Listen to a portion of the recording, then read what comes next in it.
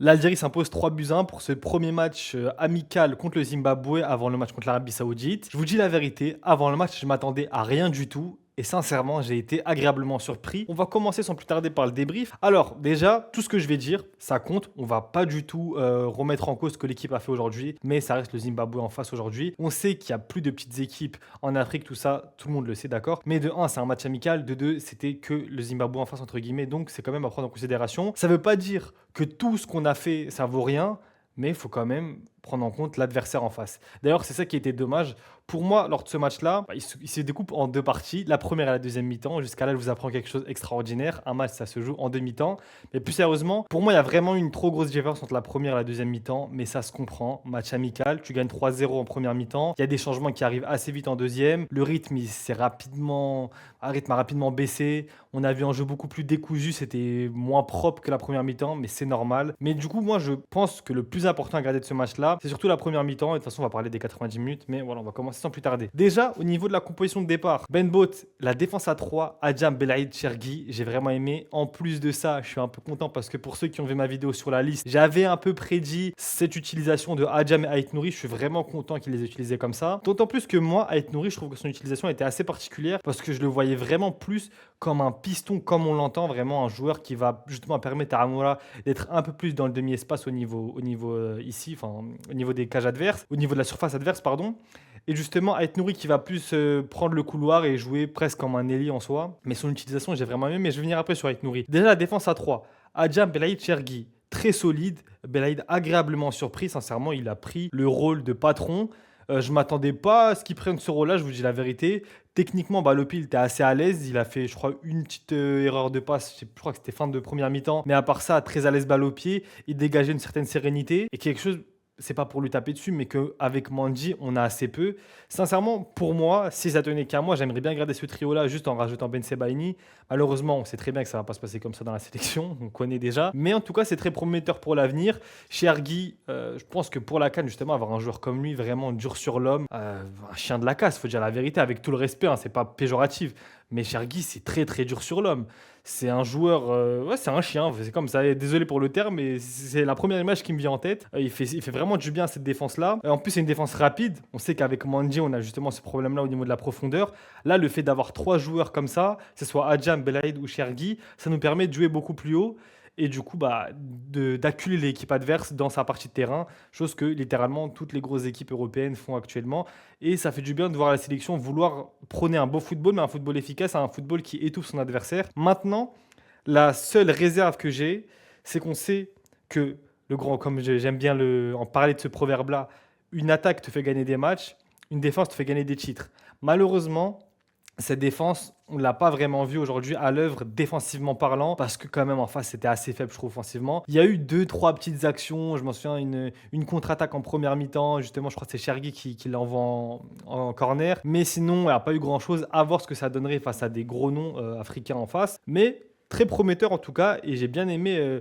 comment dire, comment on pourrait dire ça? J'ai bien aimé le mélange des trois. C'était un mélange assez homogène. Il y avait de la physique, du physique, pardon. Il y avait de la vitesse et de l'assurance. Et voilà. Maintenant, on va passer, moi, à l'utilisation d'Ait Nouri et Belrali. Moi, cette utilisation des deux joueurs, elle m'a fait penser un peu au Bayer Leverkusen de Xabi Alonso l'année dernière. Ça veut dire qu'on a un piston qui va vraiment avoir ce rôle de piston bête et méchant, hein, c'est-à-dire être sur le côté droit, être limite un ailier et faire que des allers-retours sur la ligne. C'était ce que Frimpong faisait au Bayer Leverkusen. Et côté gauche, on avait Grimaldo qui venait s'incorporer au milieu de terrain et jouer un peu, enfin faire ce rôle de distributeur et participer au jeu. Ait Nouri dans ce rôle-là, je sais pas vous, mais moi j'ai kiffé. Ait Nouri, ce qu'on peut le reprocher souvent déjà, bon, l'aspect défensif, mais du coup à ce poste-là, ça se voit un peu moins, c'est lacunes défensives. Mais surtout, c'est son jeu qui est quand même assez risqué et des fois aussi, il faut dire la vérité, même si moi je kiffe, il abuse un peu des gestes techniques, des trucs en veux-tu, en voilà, qui servent pas à grand chose. Là, au milieu de terrain, il est dans un poste où c'est beaucoup plus risqué de perdre la balle. Une perte de balle, ça peut amener un gros danger assez rapidement. Donc déjà, je trouve qu'au niveau de son jeu, c'était plus propre. Il a toujours ce petit côté un peu fou, mais c'était beaucoup plus propre et beaucoup plus posé. Et ça permet justement à un mec comme Maza de monter beaucoup plus haut. Bon, Zerouki, je vais liquider le truc maintenant parce que j'ai pas envie de passer mon débrief. Je vais pas parler de Zerouki aujourd'hui. Pour moi, il a fait un match juste neutre pour pas aller plus loin, pour pas un truc. Mais j'ai décidé de plus parler de ce gars-là parce que j'en ai marre, je vous dis la vérité. Aujourd'hui, au milieu de terrain, tout ce qu'on a vu, le seul problème, encore une fois, c'était lui. Ok, il fait le travail de l'ombre. Ok, je m'en fous. Je vous dis la vérité, je m'en fous. Le travail de l'ombre, il y a des mecs qui peuvent te faire le travail de l'ombre et être bon avec le ballon. Lui, je sais pas. Mais bref, j'ai dit que je parlais pas de lui. Zerouki, vous faites l'idée de son match, vous faites ce que vous voulez, vous faites votre prof débrief, vous parlez de lui. Moi, je parlerai pas de lui aujourd'hui. Pour en revenir à Aït Nouri, Maza et Benasser. Du coup, c'était un peu notre trio du milieu de terrain. Et Maza, du coup, il montait très haut. Et après, on avait quoi en vrai de vrai? On avait Benasser qui descendait très très bas des fois pour récupérer le ballon et était quasiment au poste de numéro 6, on va dire, même s'il y a les trois défenseurs derrière. Ait Nouri qui venait un peu dans l'interligne en tant que numéro 8 et Maza qui allait se retrouver derrière Amoura et Bounjar qui étaient dans une attaque à deux. Et moi j'ai vraiment apprécié cette configuration-là. Et Maza, excusez-moi, hein, faut aller vite fait là parce que là c'est les aléas du direct. Mais Maza, écoutez, regardez-moi ça, il est où? Regardez-moi ce qu'on voit bien, regardez-moi ça s'il vous plaît, regardez-moi ça, cette passe là. Bah en plus là on a appuyé sur ce que je disais. Là c'est bien, ça va. Là il y a la défense à 3, on a Benasser qui est vraiment bas et Ait Nouri, bon là il est un peu décalé parce que c'est une contre-attaque. Mais Ait Nouri en général il revenait vraiment au milieu de terrain. Et regardez-moi ça s'il vous plaît, regardez-moi ça, regardez-moi cette passe, regardez. Pour moi, ça vaut une passe décisive. C'est pas lui qui l'a fait la passe D, parce qu'après, à mon avis, il fait une très très belle ouverture sur Bounjer. Mais pour moi, la passe décisive, elle est ici. Ça part de là, elle est magnifique. Ibrahim Maza, bah, autant enchaîner sur lui. Pour moi, il fait un match aujourd'hui qui nous, s'il vous plaît, Petkovic, t'as vu, on a vu, tout le monde a vu. Plus de temps de jeu, s'il vous plaît. Un tout petit peu plus, même beaucoup plus, parce qu'il mérite. Maza aujourd'hui, pour moi, il a fait un match quasiment parfait. Techniquement, très à l'aise, dans la tête. Le mec, il est super intelligent dans son jeu. Regarde juste là, parce que je t'ai montré. Derrière les deux attaquants, je trouve aussi ça a fait un très bon ménage. Au niveau des attaquants, Amoura, sincèrement, j'ai pas besoin d'en parler. C'est notre meilleur joueur depuis quasiment un an, même un an et demi, un truc comme ça à peu près. Donc il n'y a pas besoin d'en parler vraiment, juste pour vous faire kiffer. Attends, dommage, j'ai pas le but de Amoura, mais il met un but extraordinaire. Si j'arrive à le trouver là rapidement, je vous le montre. Attendez, but de Amoura, voilà, il est là. Peut-être on a Messi en Algérie, on était juste pas au courant. Regardez-moi ça encore, regardez, c'est extraordinaire, magnifique, magnifique. Mais voilà, du coup Amoura, pas grand-chose à dire parce que c'est très très bien. Dans le bon sens du terme, quand je dis pas grand-chose à dire. Bounjar devant, en fait, il fait. Regardez, moi, Bounjar, comment je vois son match? Un numéro 9, on lui demande de marquer des buts. C'est ce qu'il a fait aujourd'hui. Par contre, dans le jeu, il faut dire la vérité, pour moi, des fois, il ralentissait beaucoup le jeu. Des fois, techniquement, il n'était pas au niveau. Enfin, quand je dis pas au niveau, beaucoup de déchets dans ses passes. Il y a un truc qui m'énerve chez lui aussi. Et bon, après, il a toujours été comme ça, hein. Mais c'est que c'est un râleur de ouf. Il a pas la passe, il râle. Il rate un truc, il râle. Son coéquipier rate, il râle. Ça y est, frérot, il a quel âge? 33 ans, un truc comme ça. 33 ans, bah ouais, c'est fini les trucs comme ça normalement. Ça doit être un tollé de l'équipe et se comporte des fois comme un gamin. Mais bon, pour moi, son match est réussi, mais son but, il a pesé sur la défense et c'est ce qu'on lui demande. Mais des fois il est saoulant. Benasser, j'ai pas parlé de lui également. Benasser, moi, pour ceux qui ne me connaissent pas, c'était pendant un long moment mon joueur préféré en sélection nationale. Pour l'anecdote, c'est le seul joueur de la sélection avec qui j'ai un maillot floqué dans le dos. Sinon, je ne floque pas mes maillots. Mais Benasser, c'est un l'amour fou entre lui et moi. Moi, je vous dis la vérité, je pensais qu'on était vraiment sur la fin. Là, il a 27 ans, mais il est jeune, hein. Mais on connaît la blessure qu'il a eue, qui ne veut plus le laisser tranquille. J'ai suivi ses matchs à l'OM. Physiquement, c'était compliqué. Aujourd'hui, je l'ai trouvé très intéressant. Bah, on a retrouvé le Benasser qu'on connaissait. Maintenant, moi, j'attends de voir Benasser agréablement surpris. J'attends de voir maintenant ce que ça donne sur la durée. J'ai l'impression qu'au Dynamo Zagreb, ils sont en train de le retaper physiquement.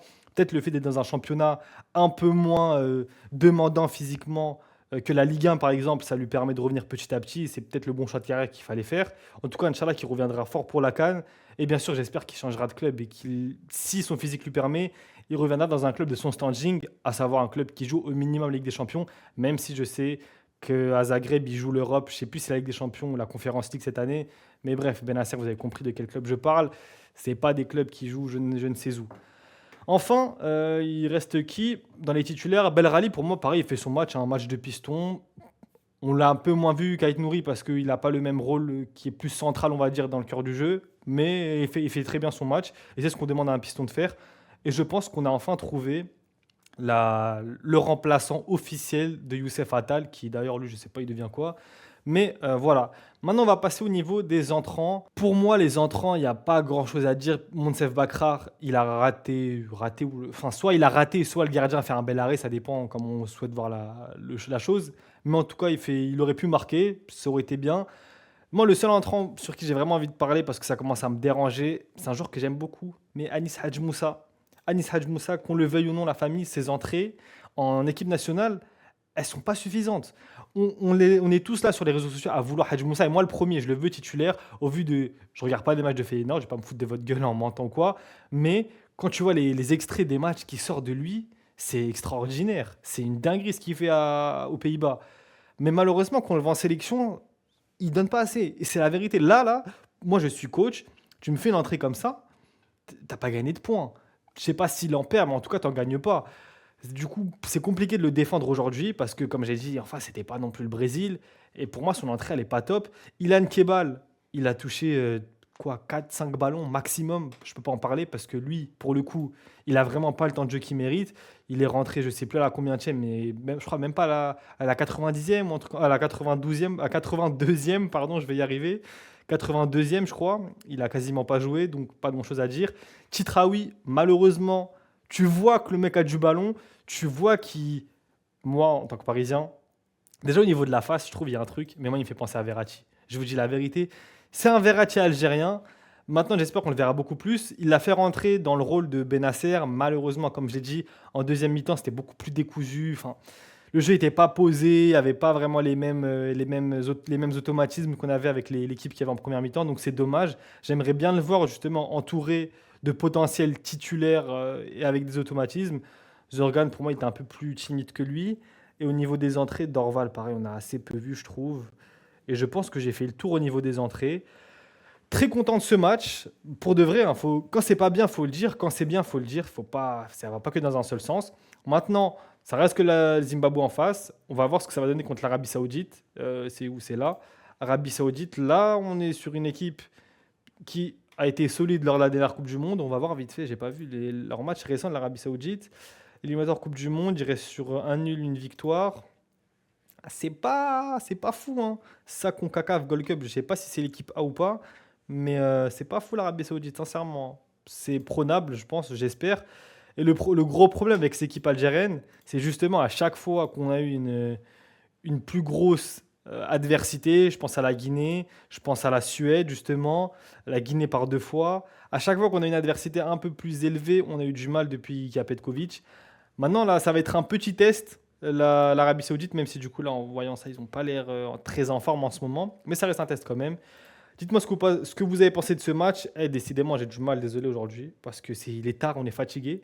Mais voilà, je pense que j'ai fait le tour. Match solide de notre équipe. Petkovic, pour moi, il réussit son match également. À part peut-être au niveau des entrants, il aurait pu les faire rentrer un peu plus tôt. Mais en soi, la compo était bonne. Il a fait jouer des gens qui n'ont pas joué depuis un moment. Tactiquement, comme j'ai dit, l'utilisation d'Ait Nouri, j'ai vraiment aimé. Maza, vraiment, en tant que numéro 10 derrière les 2 points de devant, c'était aussi quelque chose à refaire, pourquoi pas. Benasser qui revient bien. Le trio défensif aussi solide. Donc voilà, maintenant, il faut voir ce que ça donne quand les titulaires reviendront. Par exemple, un Aouar à la place de Zerouki, j'aimerais bien voir ce que ça donne. Il faut voir quand Mahrez viendra, ce que ça va donner également, parce que du coup, ça va chambouler un petit peu ça. Peut-être que Mahrez aura un rôle un peu plus axial, plus dans la création que sur le côté.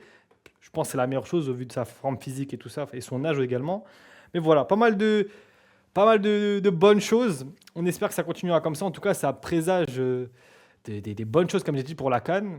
Et voilà, maintenant, reste à faire le taf à la CAN et à pas s'écrouler sous la pression. Dites-moi ce que vous avez pensé de ce match. On se rattrape pour une prochaine vidéo. A plus les mecs.